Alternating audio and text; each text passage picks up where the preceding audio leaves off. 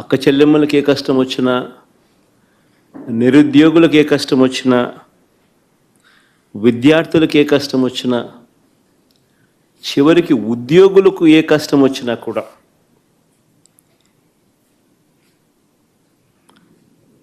ఇదే కాక అధికారం కోసం చంద్రబాబు నాయుడు చేసిన మోసాలు, ఆయన సూపర్ 6, ఆయన సూపర్ 7 సహా 143 హామీలు తానిచ్చి అడ్డగోలుగా ప్రజలను మోసం చేసి అడ్డగోలుగా తాను పరిపాలన చేస్తూ ఉన్న ఈ సంవత్సర కాలంలో తన మోసాలను ఎండకడుతూ తనను ప్రశ్నిస్తూ ఉన్న పార్టీ కూడా ఒకే ఒక్క వైఎస్ఆర్ కాంగ్రెస్ పార్టీ మాత్రమే.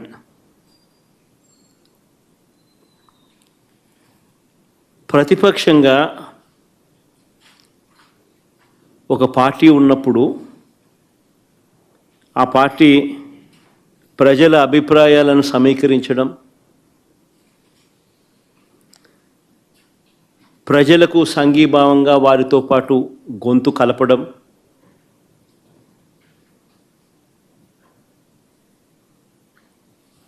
ప్రజలకు తోడుగా నిలబడడం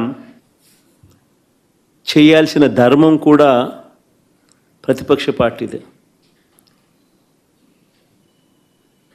వైఎస్ఆర్ కాంగ్రెస్ పార్టీ ఒక్కటే ఇవన్నీ విషయాలలో కూడా ప్రజలకు ఈ సంవత్సర కాలంలో అన్ని రకాలుగా తోడుగా నిలబడింది. ఈ ఏడాది పాలనలో ప్రజలకు తానిచ్చిన ఏ హామీని కూడా చంద్రబాబు గారు నెరవేర్చకపోగా అన్ని రకాలుగా ప్రజలను ఇబ్బందుల పాలు గురి చేస్తూ ఉన్న నేపథ్యంలో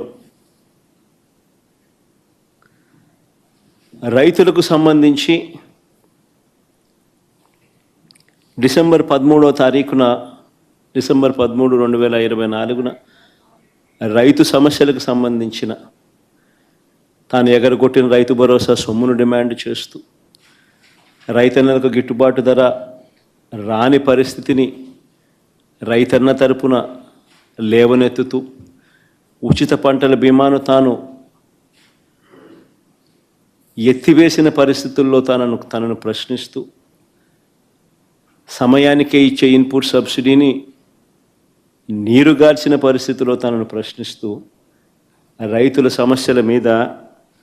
డిసెంబర్ 13, 2024 అన్నదాతకు అండగా వైఎస్ఆర్సీపీ రాష్ట్ర వ్యాప్త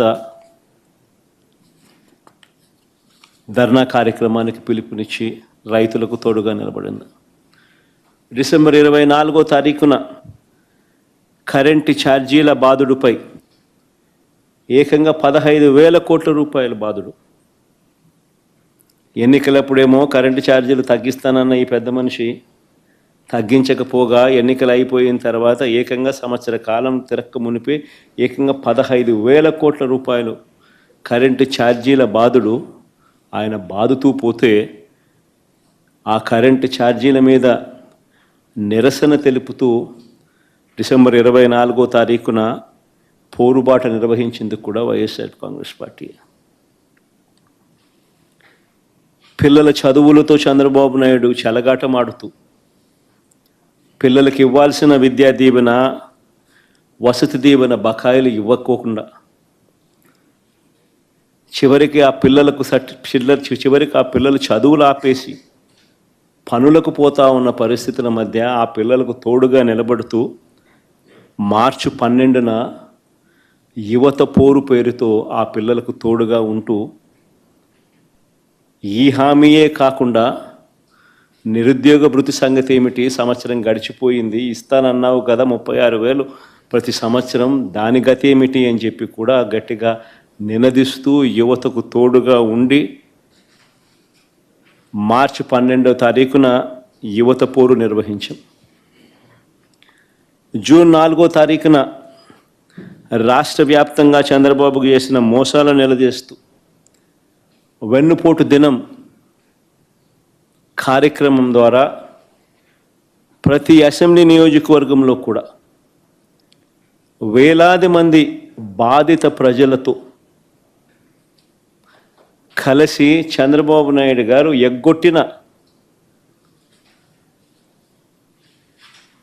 సూపర్ 6, సూపర్ 7 హామీలనన్నీ కూడా